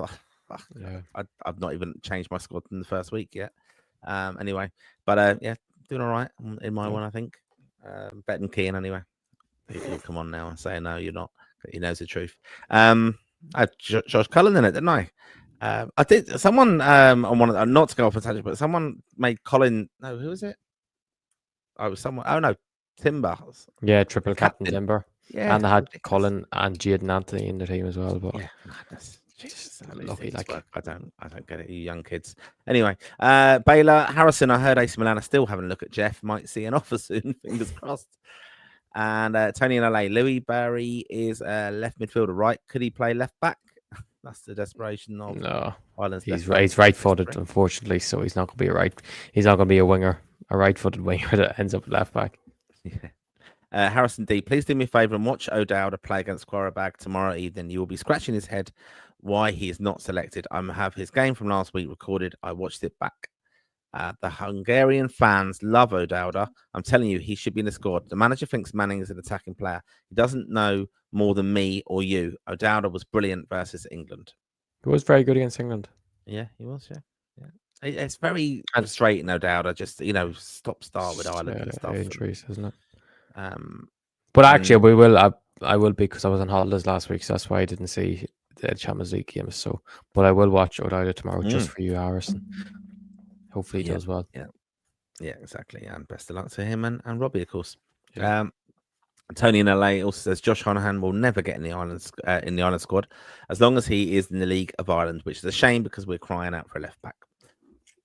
Aaron Gubbins, well, lads, great to listen to you again. Don't know why Adala isn't in the squad ahead of Scales. Has been playing well in the Champions League playoff. Also, Festy should be in. Take out Phillips. I like Scales. And then Aaron Gubbins also says, but Scales isn't up to that level, in my opinion. So, and then Sean Bassett just makes a point again that Manning, Scales, and Doherty can all play left back. Yeah, and also Darragh O'Shea can as well. Let's not forget that. Played again the lockdown game in Wales a few years ago. Kieran says, so surprised O'Dowd didn't make the squad. Not his biggest fan, but to be fair to him, made a good move going to Hungary, and he's much better than playing League One. Tell you what, your boy's getting some amount of love tonight. I've never seen people winding you up. Well, yeah, exactly. And imagine at the end of it, it's just like, fucking joking. We've got you, Mark. Yeah. I mean, look, he moved from League One, and that was probably for his international career as well. So I that's your mission now. You need to find out off the powers that be, Conor. Ask the key questions. What's gone on with that? I need to know. James Agnew, the Hungary match is so important. James, one of our fantastic writers as well. Do check out lansdowneroad.ie. That's our website. We're rebuilding that very soon. So you'll be able to get all the articles as well. But James, one of our fantastic writers on that. The Hungary match is so important. He says it's crucial that we get off to a good start with a win and carry that momentum into Armenia away. If we're serious about qualifying, we really need 6 points. Yep. I think he said today, didn't he? 6 would be brilliant. He would take 4. Did he? Did he say? He said 6 would be great, but I wouldn't be annoyed with 4. I don't think. Yeah. So but you would be. I think you'd be kind of annoyed. Would you be annoyed if we beat Hungary and then drew at Armenia? It'd feel more like 2 points dropped rather than, if you get me, because you're kind of I think though you've got to basic principle though you've got to win your home games, haven't you? Yeah. And I think it's more important to take them 3 points away from Hungary, isn't it, than Armenia, because Armenia could possibly get a draw against Hungary whilst they're at home. So it's probably more important to beat Hungary because you're taking 3 points away from them. We don't expect Armenia to be competing for second, but you never know. But no, I think I agree with you. Yeah, like we need, first game got to have a win. But I think, for example, of that pressure, if we draw the first game, it's massive pressure. Then we need a win. And if you get 2 draws, that's it basically. The FAI. That's why it's so important. Even on ticket sales, everything like that. Aaron Gubbins, Festy has to be in the squad. His pace is frightening and so unpredictable. Him and Ogbene together would be something else. So would they have ever played together though? No. I think it's a problem. The two of them are too unpredictable sometimes themselves. They don't know what they're doing. So you kind of McAteer offers that balance. Like, he's not as fast, but he's still very athletic, and has a very good football brain at the same time. Yeah. Harrison again. I like what I saw from Lowell in the under-21s campaign. He was the best player. What are the chances Hal Grimson plays him? Are the bookies offering a service, meaning a bet for this? I will stake my mortgage on no. Sean Bassett, crap performance last time out against Luxembourg, but Taylor played well when he came on. It's fitting Azaz, Parrott, and Evan all in. Can it be done? No, well, that's going to be the. I don't think so. But I think Taylor as an impact sub has always been brilliant. I do think that's probably the best way of utilising him for Ireland, because he might be considered a starter for Ireland now because he's starting for Ipswich. But I think as an impact sub, I think he's really good. Yep, no, I agree with you on that. Aaron Gubbins, I even prefer Coventry over Phillips. Coventry has more potential than Phillips, I believe. Another good night for Andrews and the Irish lads. Another clean sheet. Bad result for Celtic. How did they? Great night for Andrews. Yeah, Brentford won, didn't they? 2-0 away to Bournemouth. Not an easy place to go. Queeveen was on the bench, I saw. Yeah. I think him on the last 20 minutes. Because it's difficult, isn't it? These like Carabao Cup, it's hard. We want to see the Irish players playing, of course, but kind of shows where they are getting game time and things. But it's trying to follow. Give them a rest, and it's Queeveen's up there in his own cup that he owns. Unfortunately, yeah. But it's good to get him a rest, like, for once. Yeah, of course. Harrison D. Hi, Aaron. I agree. I listened to the press conference. The manager said he has selected Phillips because he has energy. What does that mean? Is Mo Farah eligible for Ireland? Let's get him in for energy. And I don't know who this next clown is. I know who he is. It's Kian. Rep tracker Kian himself. I'd like to see Teo Adaramola in a couple of years as Manning is aging and so is O'Dowda, who is 30, and Robbie Brady's last couple of years. 100% agreed. Yeah. And then Franco, good lad in California. He's not loving Phillips. He's very limited. And Frank is one of our Raw Plus subscribers, great support of the show. So hopefully you're all well, mate. That's what we got to look after Frank, haven't we? Because that's where we're bedding down his gaff next year. Next year, yeah. And here's Keane again. Boston Noel has been great all pre-season and has started the championship campaign well. And also, Killian Phillips brings a lot of energy as a box-to-box midfielder. There you go. Yep. Kevin O, yes, definitely need left-back options coming through. Yep, this is the challenge, though, isn't it? You know. Yep. And here we go, Keane again. He's getting very carried away here, this lad. Also, Sean Rowan's coming through. Apparently, good player. Yeah. Harrison D, we don't. Kevin O'Dowda is fine. Oh no, this is in response to Kevin saying we have no real left back options and he can play for another 5 years. The manager just needs to pick the right players. It's imbecilic. I wonder, will Manning be hitting the free kicks now? This is Kevin O. This is something obviously I was thinking about this with Brady out. Set piece is going to be. Thank God. Brady used to take everything. Brady's the most overrated set piece taker I've ever seen in my life. He's like Ronaldo. So, like he had one perfect one and then 500 million terrible ones. Who'll be on him now? Finn Azaz? I think it'll be Manning. Cullen takes a few I've seen at club level, but I think it will be Manning. But I think Manning from one side and Azaz from the other in terms of like just corners, but Manning could be at either side. But yeah, I think Manning's probably the most likely option because he has a lovely left foot and he's always taking free kicks, whatever club he's at. It's just because of Robbie Brady being Robbie Brady. He takes Everton, he takes throw-ins, he carries the water, he puts on the bibs, he picks the team himself. So yeah. Yeah. Okay. Baylor, Adamida being picked is quite shocking. Would pick Didsey over him. I'm not doubting his quality. King Didsey. I'm not doubting his quality and is underrated by Celtic fans, but how has he been getting game time ahead of Troy? I know they're different strikers, but how did Hyman not adjust Troy into playing? That's Baylor there. Aaron Gubbins would love to see Ferguson and Parrott as a front two. Do you think that could happen, Connor? No. It hasn't worked twice in the past, so yeah, I don't want to see it yet. Again, not. I don't want to take any risks like that again. Okay, Kean says, "Well said, Connor. Well said." Thanks, that's been your loving about Boston, probably. League of Ireland Talk, League of Ireland's Premier Podcast says, "Good evening, lads. Good evening to you, lads, as well." Good man. Baylor, words going around that Bows have got a friendly with Schalke and a deal with a Dawson Devoy transfer. We heard an unnamed German second division team are in for him. Heard anything on that? I know that was the case in the summer, but I don't know if it's Schalke or is it just that they just wanted to arrange a friendly just for ticket sales and stuff. But it's a great friendly to get for Bows and for Schalke fans to come over to Ireland. But I don't know if that's the case with Dawson Devoy. Maybe it seems to add up a bit, but like it just could be just a complete coincidence that it's like that, but I haven't heard that, to be honest. But it makes sense, like with all these clubs. Like I see the likes of Vinnie Leonard from Dundalk is heavily linked to Celtic and Norwich, but it would be a great thing if Dundalk could arrange a way of a deal that if you're going to sign a lad, you're going to have to come over and play us in a friendly in Oriel Park or somewhere in Ireland that they can make a rip of cash off, which I think would make sense. Like, but yeah, if it is Dawson Devoy going to go to Schalke, it would be great if a friendly was arranged for that, but I feel like Bows are the sort of team that just are quite on the ball. Like, didn't they play someone did they play Union Berlin a couple of years ago? Or was it someone from Berlin? Yeah. It was someone in Germany. They played a German team in Germany a couple of years ago in a friendly, but I wouldn't be shocked if that was the case though with Dawson Devoy. Okay. Harris D, in my opinion, Shimonik is our best attacking option. So far, he has played 10 games for Ireland and the manager hasn't got anything out of him. How is that possible? He scored goals in the Premier League. Well, he hasn't scored huge amount now. No. yeah, he was more, prolific, wasn't he, in the Championship a couple of years ago, really, wasn't he? Yeah.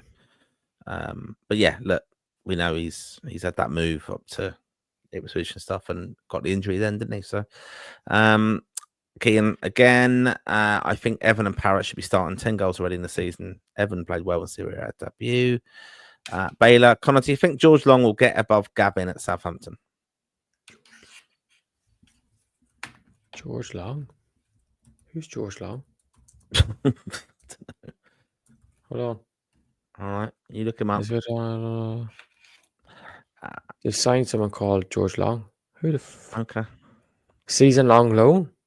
Surely not. I'm sure he's just in as backup then, because they need a new number. Say Alex McCarthy's probably gone to 3. Yeah, because he played, didn't he? I've never even heard. Well, a Norwich fan said, worst keeper I've ever seen play for us. Generally would have been better with no keeper at all. Norwich fans begging him to play tomorrow. My condolences. I hope for the sake of you, he plays another game. You'd be better off having a pigeon in goal. Please give him his debut tomorrow. Please play him tomorrow, I beg. You've signed the worst keeper in the Football League. So people are saying is the worst keeper I've ever seen in Norwich. So he's obviously just signed to be a backup or third choice or something. Yeah. So no, I don't think he's competition for Gavin. All right. David, Ida has done fine for Celtic. Look at the goals he scored for them. Celtic fans are never happy. There you go. David Beckett, hi lads, would love to see Ferguson and Parrott start up front against Hungary. Go at them from the start. Not sure though where the likes of Shmolix or Azaz will fit into Heimer Helgrimson's system style of play. I think there's an opportunity to play a really attacking football side in our upcoming international. Keep up the great work, lads. Really enjoy listening to your opinions. Even Dave's. Yeah, thanks, Dave. You're only saying that because your name's David. You're just David. Yeah, exactly.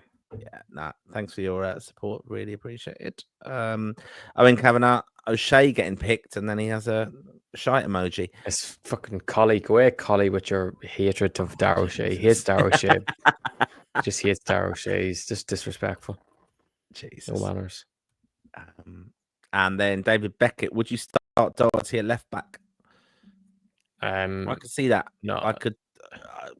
I don't think you'd have to in this. You don't have to in this game. I think when it maybe a cool way of fitting. If you want to put O'Brien in that back 3 as such, you could put O'Brien, Collins, and O'Shea, and then you throw Doherty left wing back. But I think they'll start with Manning anyway as the left full back, and then Doherty's there an option if you want to make a sub mid game or make a few changes, because Manning rarely plays 90 minutes on a match, so maybe you might play Doherty for 60 minutes as a centre half, and then you move him out to full back and bring O'Brien on. So it'd be interesting to see what way it goes. Yeah, okay. But I mean, again, Heimer said today as well, the flexibility of the squad, a number of them can play different positions, and even tactically in game, if he's done that, hasn't he? He switched Doherty over to the left in the game and things. So that is just something that can happen. Jimmy Shell, I don't really understand this one. No mum by prob means one up front, which doesn't sound good. Agreed, whatever it means. Yeah. Jimmy Dunn over James Abankwah, Baylor says, question mark? Different positions, really. Abankwah's playing centre half for Watford, and Dunn's playing right back. So, and he did mention, Jimmy Dunn obviously is captain. He mentioned about leaders. I mean, we've spoken about Sheamus Coleman missing out in the 23-man squad, but Collins is there, captain. Cullen, Dar O'Shea, Doherty's part of the senior leadership team, isn't he, at Wolverhampton?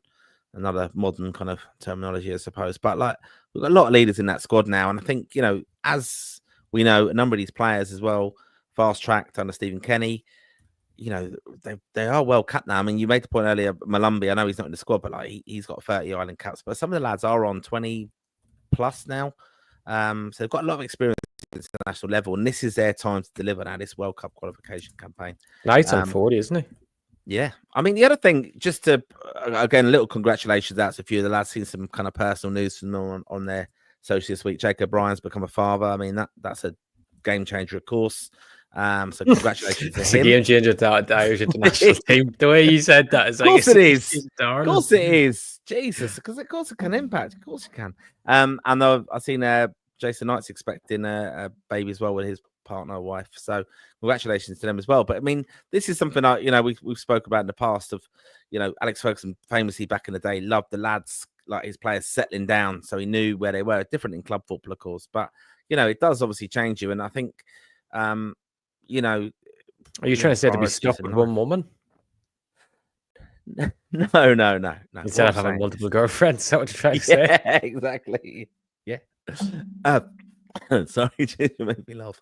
But no, I just think, it just shows the lads are kind of settled now in life, in their squads, making decisions for their futures. Like Darragh O'Shea, like signed a 5-year deal, looking after their future. And that's just it. You forget about that away from the actual football. So, the massive opportunity now for the lads. I think, many of them are leaders, and just, they're kind of really settled into their careers, I think, now, and big things obviously ahead for this campaign. So I just wanted to give my congratulations, Conor. Sorry. Gerard McGann, the hindsight analyst over on Virgin Media, will be preparing the why Sheamus Coleman should have been included piece already. Surely, or do you have the rights for that? For the next few games? Yeah, surely they have the World Cup qualifiers. Yeah, they will. Yeah. They should do, shouldn't they? Yeah. Unless it's like split, like Joint Nations League sometimes. But like it would make no sense. So maybe they're doing. Yeah, possibly. And then we've got a comment from Kean here again. Never doubt Conor McAvoy. I mean, don't doubt me. Exactly, never doubt him. Harrison D. Hi, Gerard. I really hope they prepare that piece. Lampard, Dyche, Grealish, Moyes, Ancelotti, and Conor Cody speak about Coleman's influence, but this manager thinks he knows better. It's laughable. I think he'll be part of it. He'll be around it. How can such legendary figures speak so highly of Coleman's qualities on the pitch, and more importantly, off the pitch, but Heimer thinks he isn't useful? That decision will roll heads of the players. He will be there, Harrison. He will. He will be, yeah, I think so. I'd be shocked. I put, as you brought with your mortgage, about putting mortgage of Boston, Boston making his debut, I put him a mortgage, and even though I don't have a mortgage, I put a mortgage on him anyway. Of Coleman will be there at some stage in the camp. Yeah, without doubt, I think. And he has been in the past when he's been injured and things. He just has been. Kieran Leog was at the Brentford game. The disallowed goal because of the Collins foul was disgraceful. Was that over the weekend? I assume. The Collins foul. It was the other day when they went to get their second to go 2-0 up. Collins supposedly fouled Martinez. Okay. Kian says Aiden Emaku. Idemo, he means, from Millwall. Got an assist tonight, actually. Very good player. Very good young wild player for Ireland. But he just needs to be starting more regularly to break into the senior setup. Okay. And King T'Challa, did anyone ask at the press conference, I'm assuming, about KDH? No. Fortunately not. There's quite a limit. You can't ask that many questions at the presser. And I don't think anyone would have asked in the thingy after, but I think it's one. I don't think we'd get much of an answer. I think it's the sort of thing, if he captains, I think we'll just get a massive announcement or something, or that we've big news that if he's going to play for us, but I don't know. I hope we get an answer one way or the other, because it leaves a bit of speculation because we don't know. Darren Hartnett, where would you have Doherty at centre back? Yeah, I'd have him as that right at the back three as such. Okay. And then David says, what's the story of Roman Bamadelli? He's injured. I don't think he would have been picked anyway. I don't know who he would have dropped out from, to be honest, unless it was Scales, but I still think he gives an option of left footed centre half, so I think Omar Bamadelli wouldn't have been picked. Okay. And Kian says Gaffer Prendy coming out. I don't know what that even means. Maybe that's about our fantasy league, because I'm getting grief off him. And will they rest players against us, as they've got Portugal on Tuesday, so Hungary might be on 0 points? No, they need to play their full team in both games. They have to, don't they? These qualifiers, You can't rest people in these sort of games. No. Harrison D. Be careful in saying our B team would beat Armenia. I don't have massive confidence that the first team will finish the job. Didn't we lose to them in 2022 and had a late penalty to beat them at home? I don't mean that in Harrison in terms of it's always a tough game even when you're playing. I mean it in the sense of just on paper, we'd have a B team that could go out there and could beat them. Not that they would beat them. I'm just saying it shows the level of depth we have at the moment, not in terms of that they'd go out there and smash them and this. I'm just saying it's just a way of highlighting that if our B team had to go play Armenia, I would still back them to go do it, even though it would never be an easy game, no matter what level of team you have playing out there for us. Yeah. Okay. Nick says Festia mission is outrageous. The squad lacks game changers. He is one. Interesting. Yeah. All right. Side apart from that. Oh, all right. Squad. Sorry, just to correct that on that one. Martin Fitzpatrick. Oh no, Celtic. That was bad, lads. I'm just talking about Celtic. You got it there knocked out, Martin. I'm not really bothered, to be honest. I'm not really bothered by it. I'm just not at all. Jeez. It's not good though for skills and either though that they're no, it's not. They're going to have to be in the Europa League, even though they'd go very far. It'll go very far in the Europa League, but yeah, and the platform of Eric were in the Champions League. That the new format of it. They'll get their one win against a top side and then just get knocked out. So. Should they already beat Bayern Munich, didn't they?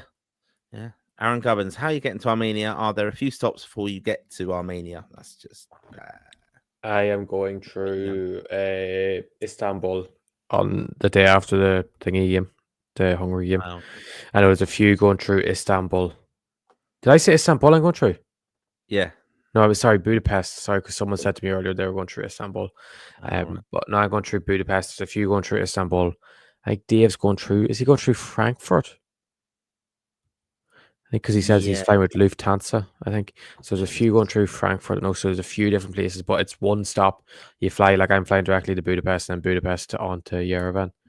But yeah, you'd stop once. You wouldn't stop more than you wouldn't stop twice. Like unless you're like trying to save every penny you get, but I'm sure it wouldn't be a huge difference. No, and safe travels to everyone going over. It should be a good trip, I'm sure. And we'll have it all covered here, of course, on Lansdowne Raw because we do all the pre-match stuff, press conferences, inside the stadium, Wi-Fi permitting. The lads will be obviously going through the team lineup and getting your views as well. And then after the game, again, subject to Wi-Fi, and Dave being energetic and not kicking off at everybody, be getting your views after the game as well. So make sure. But there will be extra content as well surrounded with the Roar Plus. What extra content that we have, we'll go on Roar Plus around the game, but that's not the usual. It'll be extra on top. Yeah, and on the subject of Dave, Clem asks, "Is David injured?" No. He's replying to David who asked where Omabama. Sorry. I thought he was asked about Dave. Was he injured? I was going to say, he's resting his voice a little bit like Liam Gallagher on all these Oasis gigs. Keith Morrell, years of disappointments. I'm afraid of getting my hopes up again, but your confidence is catching. Yes, that's it. Let's be confident. Let's support the lads. We're in the group. 2002 is the last World Cup. Unbelievable. I had a great chat with someone the other night about that, and he was actually telling me that he was in Japan teaching English, and he went to like the World Cup warm-up games, the one where Jason McAteer actually got injured. He got smashed by a Cameroonian player in a pre-World Cup warm-up game. It was uproar over it. And we were chatting about that the other night, and then obviously my various trips to different games. It was good fun. Very good. I can't believe that's the last World Cup that I was at for obviously watching Ireland. So Tony in LA, is Owen Eldon eligible for the under-21s yet? No, he's still waiting on his passport. Okay. Owen Kavanagh has a little laugh about Darrow shares. He entered the Darrow share. Oh yeah, sorry. Yeah, gotcha. See, it's like a code. I love this. G, 4 midfielders. Honestly, we aren't qualifying without a new midfielder, in my opinion. Why I say I love that, I like your Michael Collins little avatar, that would be called, or profile picture. Look, we've gone through the squad there. 4 midfielders are named, but Boston Lowell is obviously a midfielder. We've got other players who obviously can play in midfield. AX_2 says Dewsbury Hall is holding out for England then. I wouldn't. I think it's too early to say. And maybe he is, maybe he's not. I don't know. But it's just you can't really say that because he may have applied for a passport and he's still waiting that to come through, or he's waiting on documents coming through to prove. Sometimes it's quite hard because a lot of people, when their parents move over, they don't have actually the documents to show. So it can be sometimes it can be a longer process than you think. But yeah, I remember Aaron Cashin when he first got his passport, he was waiting ages to get it.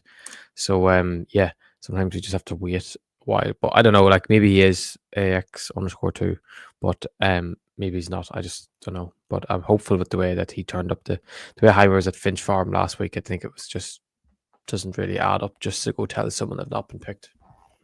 Okay. Keith Morrell, is James Agnew anything to the magnificent Italian-based Paddy Agnew? Don't know. James, let us know.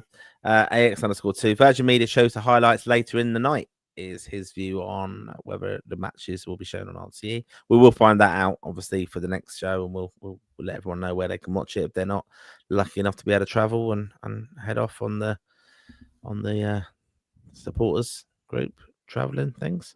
I don't know what I'm saying now. Niall Fay, any word on Louis Barry? So Lawsy. Yeah, we've spoken about that. Heimer spoke about him again. He's done. Yeah, he's declared for Ireland. Yeah, declared for Ireland. Yeah. Niall Fay, Collins did not foul, was wrong decision. Hope Lowell.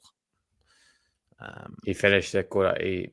He goes further down with it there. Oh, okay. Is that? Oh, yeah. Have I seen that? Oh, yeah. Hope Lowell starts. Gutted. Celtic lost up Cavan. Conor? Fuck Cavan. The only good thing about Cavan, Martin, is what? The road out of it. Road out of it. There you go. Owen Kavanagh, you're going through Budapest with me, Red Hen. Just hope you eat. Darrow Shea's coming on the flight with us. And then So is Kim Darling. Mac on Elding isn't eligible yet, I think. And then Ender McDonald. I see Joe Hodge has gone to Portugal. How do you think he will do? I thought he was going to be breakthrough to senior ranks by now. Joe Hodge, quick thoughts on that one? Yeah, I think we all thought he'd break through by now. This was just been so unlucky with injuries. Like he was in the Boston situation with the he had a very bad back injury at one stage when he first went to Wolves, and he's kind of had to rebuild himself and had a couple of really annoying low moves that didn't really suit him. So yeah, I think he'll do really well in Portugal. He's had a difficult team this year that'll probably be fighting at the bottom of the league, so it'll be hard for him to make. I suppose he done well against Benfica at the weekend. He only played the first half and then he picked up an injury. So hopefully it was nothing serious. It was just such a niggle. But yeah, I could see him. It mightn't be this year just because of the level of team he's at, but I think he'll earn himself to a better team. Okay. Well, yeah, I hope he does well over there. And that's another one we'll be watching. And of course, make sure you are following Conor at Rep Tracker. That's where you find all the latest news and how the lads are getting on all over Europe now. Conor's flat out. You know, it was going to be an awful joke, actually, a really filthy joke in my head, but thankfully I didn't say what it was. Here we go. Kim on. Dewsbury Hall would save our midfield, has been the boss for Everton so far. There you go. So another one quite positive if that maybe comes off. And AX_2 says the manager went over to see Everton's training ground. Seems all right. That's just a view of our little conspiracy theory that, you know, maybe there's a movement somewhere. Yeah. Did he ask, should Gavin, sorry, I was looking at my phone, Gavin be starting goalkeeper? Okay. Did we? Oh, yeah. I've seen that. Yeah, no, I was coming back to it. Because I was just Bronx Bombers, should Gavin be the starting goalkeeper? Was his knee injury that bad? It was a bad injury, wasn't it? He was out for a long time, but you know, it wasn't that serious. Oh, it was. Yeah. Wait, he done his no, he didn't know. He done his Achilles. No, he done his Achilles. Yeah. But he done his knee. He hurt his knee when he did standard Liège. It was mad to think he was a standard Liège there for a short period.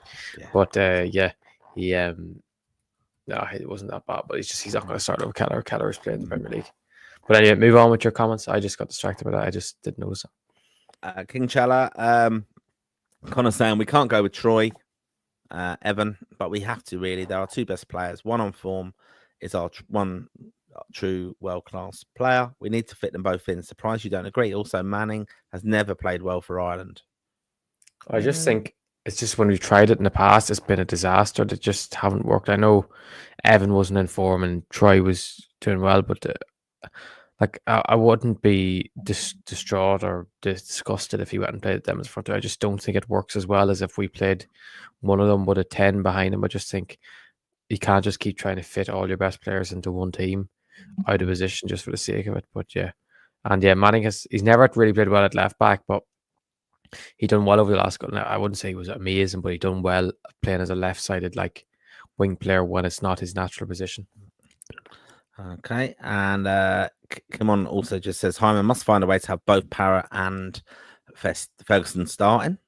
Kim on says, will it be 3 at the back plus the wing backs versus Hungary lads? Yeah, and he says, I know it didn't work versus Luxembourg, but Fergo was mostly playing as a 10. But I think that's what he'll try and do if they're fitting them in. Ferguson would go as that like 10 role. So I don't see. I think he'll just start Ferguson. Yeah. I think that's why.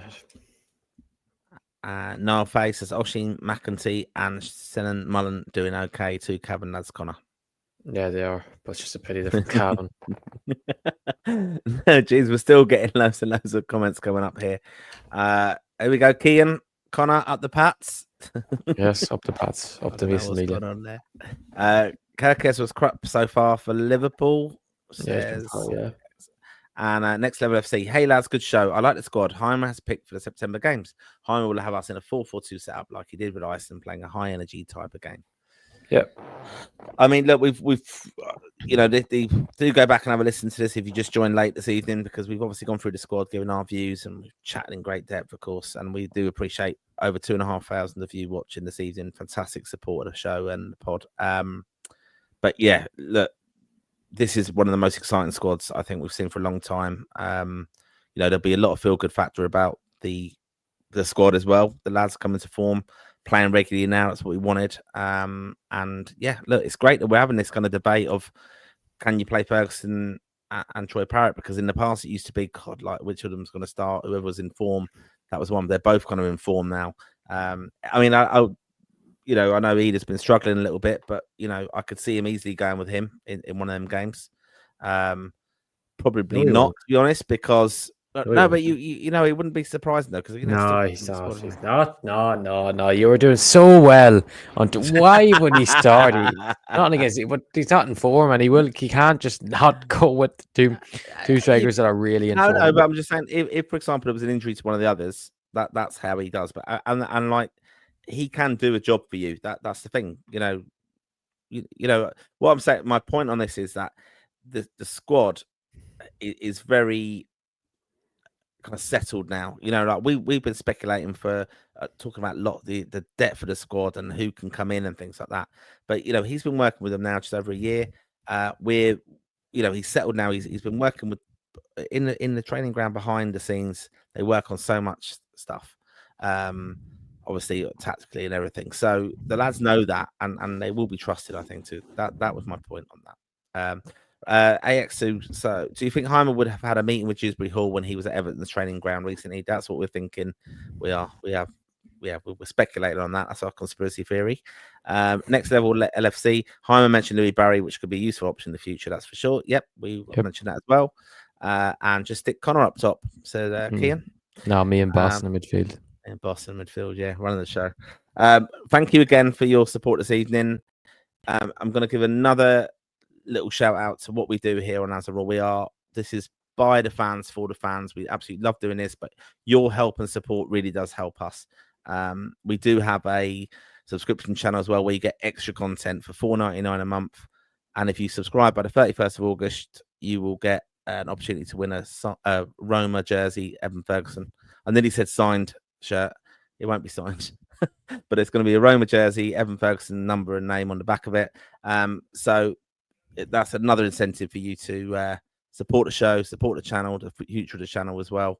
And as Cian said there, subscribe. Yeah, make sure you have subscribed. And I'm sure he has on all the various devices, and he should be asleep in bed. But do subscribe, support the channel, and make sure that you are getting the notifications of when we're doing these shows, and you get the extra content as well if you subscribe to the Raw Plus. So absolutely love doing it. Conor, thanks for your insight. This last one there. Faye, Boston starting in defence for Stoke, need him in midfield. What do you think? He played midfield today for them in the Cup, so it's positive signs that he's come as the long term goes on. He'll be switching back in the midfield. So yeah, he'll be playing midfielder. Don't worry. So as we approach the international window, when the lads will be meeting up and everything, obviously there'll be loads of changes coming, I'm sure, as well. But we'll be having it all covered here on Lansdowne Raw. Make sure you have subscribed so you get all the notifications, as I said. And we are going to be looking forward to this window massively. We're going to be traveling over to Dublin, looking forward to meeting the Raw faithful. Conor and Dave are going off to Armenia as well. We'll be giving you lots and lots of content. So this is where it's at. And thanks for your support this evening. And we will catch you very, very soon. Good night and God bless.